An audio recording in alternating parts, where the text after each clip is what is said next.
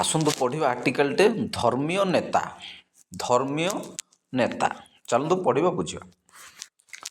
ପାଶ୍ଚାତ୍ୟର ନେତୃତ୍ୱ ନିଜକୁ ମୁଖ୍ୟ ଭାବେ ପ୍ରଦର୍ଶିତ କରିବା ସହ ଅନ୍ୟକୁ ନିୟନ୍ତ୍ରଣ କରେ, ଯାହାର ମଡେଲ ଗୁଡ଼ିକ ହେଉଛି ସାମରିକ ଶକ୍ତିଭିତ୍ତିକ।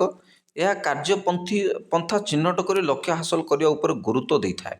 କିନ୍ତୁ ଭାରତର ନେତୃତ୍ୱ ମଡେଲ ଗୁଡ଼ିକ ଲୋକକୈନ୍ଦ୍ରିକ ଏବଂ ଏହି ନେତୃତ୍ୱ ପାଶ୍ଚାତ୍ୟର ନେତୃତ୍ୱ ମଡେଲ ଗୁଡ଼ିକୁ ସୂଚାଇ ଦିଏ ଯେ ଜୀବନର ଉଦ୍ଦେଶ୍ୟ କେବଳ ନିଜେ ଖାଇବା ପାଇଁ ଉଦ୍ଦିଷ୍ଟ ନୁହେଁ, ବରଂ ଅନ୍ୟମାନଙ୍କୁ ଖୁଆଇବା, ଅନ୍ୟମାନଙ୍କୁ ଖାଇବାକୁ ଦେବା ହିଁ ବାସ୍ତବରେ ଧର୍ମ।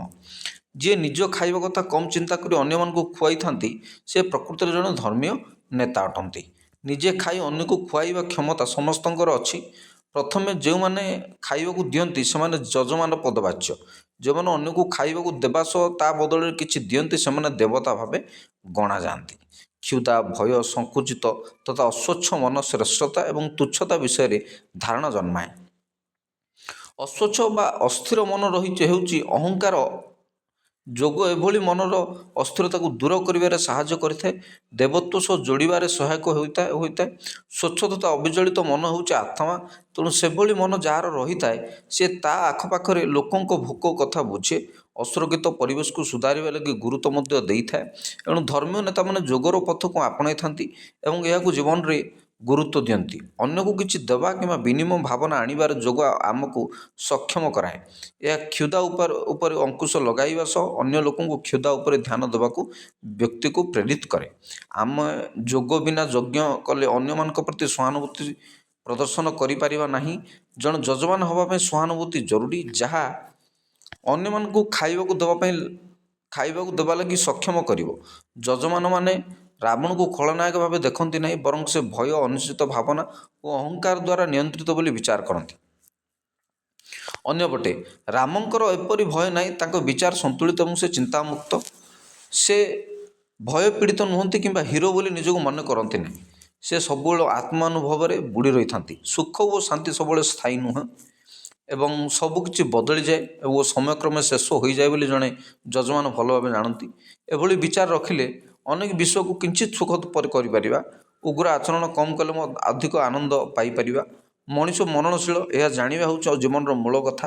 ଏବଂ ମଖାଦବ ଜାତକରେ ରାଜା ଏହାକୁ ଭଲ ଭାବେ ହୃଦୟଙ୍ଗମ କରିଥିଲେ। ରାଜାଙ୍କୁ ନାପିତ ରାଜାଙ୍କୁ କହିଥିଲେ ଯେ ସେ ତାଙ୍କ ମୁଣ୍ଡରେ ଏକ ପାଚିଲା କେଶ ଦେଖିଛନ୍ତି। ଏହା ଶୁଣି ରାଜା ସେଦିନ ସ୍ଥିର କଲେ ଯେ ତାଙ୍କର ଅବସର ନେବାର ସମୟ ଉପନୀତ ଏବଂ ଦାୟିତ୍ୱ ଶେଷ ହୋଇଗଲା। ଫଳରେ ସେ ସିଂହାସନ ମୋହ ଏଡ଼ାଇ ରାଜ୍ୟ ଛାଡ଼ି ଚାଲିଯାଇଥିଲେ। ରାମାୟଣରେ ରାବଣର ମୃତ୍ୟୁ ସମୟରେ ରାମ ତାଙ୍କୁ ଲଙ୍କାର ଆଗାମୀ ପିଢ଼ି ରାଜାଙ୍କ ସହିତ ତାଙ୍କ ଜ୍ଞାନ ବାଣ୍ଟିବାକୁ କହିଥିଲେ। ତାହା ଶୁଣି ପ୍ରଥମେ ରାବଣ ଦ୍ୱନ୍ଦ୍ୱରେ ପଡ଼ିଛନ୍ତି, କିନ୍ତୁ ପରେ ଶାନ୍ତ ହୋଇଯାଇଛନ୍ତି। ସେଭଳି କାହାଣୀ ମଧ୍ୟ ମହାଭାରତରେ ରହିଛି। ଭୀଷ୍ମଙ୍କର ମୃତ୍ୟୁ ସମୟରେ କୃଷ୍ଣ ତାଙ୍କୁ ପାଣ୍ଡବଙ୍କ ସହ ଜ୍ଞାନ ବାଣ୍ଟିବାକୁ କହୁଛନ୍ତି। କହିବାକୁ ଗଲେ ଜଣଙ୍କ ପାଖରୁ ଅନ୍ୟ ଜଣଙ୍କ ପାଖକୁ ଯାଉଥିବା ଜ୍ଞାନ ଧନ କ୍ଷମତା ସଞ୍ଚାଳନ କରୁଥିବା ଟେକ୍ନିକାଲ ଜ୍ଞାନ ଭଳି ହେବା ଦରକାର ନାହିଁ, ବରଂ ତାହା ଜଣଙ୍କର ଆକାଂକ୍ଷା ଓ ଅସୁରକ୍ଷିତ ଭାବନାକୁ ନିୟନ୍ତ୍ରଣ ରଖିବାର ଜ୍ଞାନ ହେବା ଜରୁରୀ। ଏଭଳି ଜ୍ଞାନ ଶାନ୍ତ ଏବଂ ଉଦ୍ମାରମନା ହେବା ଲାଗି ଶିକ୍ଷା ଦେଇଥାଏ। ବଡ଼ କଥା ହେଉଛି ଏହି ଜ୍ଞାନ ସମ୍ପର୍କରେ କହିବା ସହଜ, କିନ୍ତୁ ତାହା ହାସଲ କରିବା କଷ୍ଟକର। ନୂତନ ଭାବେ ଲେଖାଯାଇଥିବା ମହାଭାରତ ଦର୍ଶାଏ ଯେ ପାଣ୍ଡବ ଭଲ ଓ କୌରବ ଖରାପ। ତେବେ କେଉଁ ସକାରାତ୍ମକ କାର୍ଯ୍ୟ ସଫଳତା ଆଣେ, କେଉଁ ଧନ ଜଣକୁ ଧନୀ କରେ ଏବଂ କେଉଁ ଶକ୍ତି ଜଣକୁ ଶକ୍ତିଶାଳୀ କରେ, ତାହା ଧର୍ମୀୟ ନେତାମାନେ ନିରୀକ୍ଷଣ କରନ୍ତି। ପାଣ୍ଡବମାନେ ଶାସନ କରିବାକୁ ଏକ ରାଜ୍ୟ ପାଇଲା ବେଳେ ସେମାନେ କିପରି ଅସନ୍ତୁଷ୍ଟ ହେଲେ, ତାହା ମହାଭାରତରେ ଦର୍ଶାଯାଇଛି। ପଞ୍ଚପାଣ୍ଡବ ପ୍ରତିଭା ସମ୍ପନ୍ନ ଥିବାରୁ ସେମାନଙ୍କ ସମ୍ପର୍କୀୟ ଭାଇ 100 କୌରବ ନିଜକୁ ଅସୁରକ୍ଷିତ ମଣୁଥିଲେ। ପାଣ୍ଡବମାନଙ୍କ ଜୀବନ ଥିଲା ଏକ ଲମ୍ବା ସଂଗ୍ରାମର ପଥ।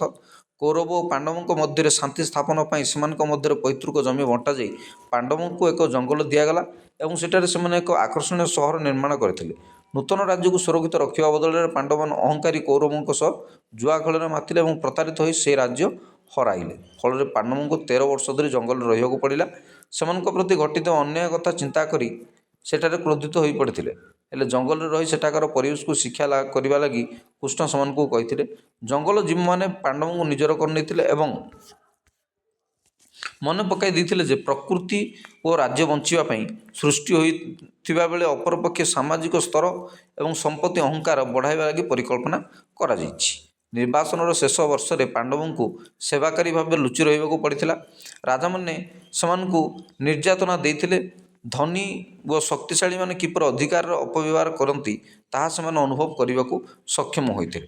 ରାମାୟଣ ମହାଭାରତରେ ବର୍ଣ୍ଣନା କରାଯାଇଥିବା ଜଙ୍ଗଲରେ ନିର୍ବାସନ ଜୀବନ ଏକ ଦଣ୍ଡ ନୁହେଁ, ବରଂ ରାଜାମାନେ ଶିକ୍ଷା ପାଇ ନିଜକୁ ପରିବର୍ତ୍ତନ କରିବାର ଏକ ଉପଯୁକ୍ତ ଅବଧି।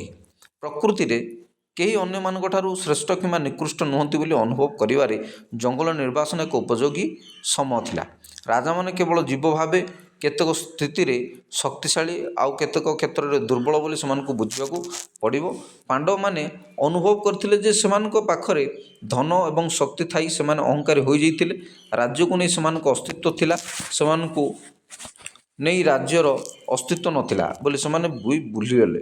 ଏହା ମଧ୍ୟ ସେମାନେ ଭୁଲି ଯାଇଥିଲେ ଯେ ଜୁଆ ଖେଳ ବାଜିରେ ରାଜ୍ୟ ଏକ ସମ୍ପତ୍ତି ନୁହେଁ ବୋଲି ସେମାନେ ମଧ୍ୟ ଭୁଲି ଯାଇଥିଲେ। ରାଜା ରାମ ଧର୍ମକୁ ଗୁରୁତ୍ୱ ଦିଅନ୍ତି। ଯିଏ ପୃଥିବୀର ଯତ୍ନ ନେଉଛନ୍ତି, ସେମାନଙ୍କ ପାଇଁ ଗୋପାଳକ କୃଷ୍ଣ ହେଉଛନ୍ତି ପ୍ରତୀକ। ଜଣେ କିଭଳି ପ୍ରକୃତି ଏବଂ ସମାଜ ଏବଂ ସଂସ୍କୃତିର ରକ୍ଷାକର୍ତ୍ତା ହୋଇପାରିବ ତାହା ସେ ରାଜାମାନଙ୍କୁ ଶିଖାଉଛନ୍ତି।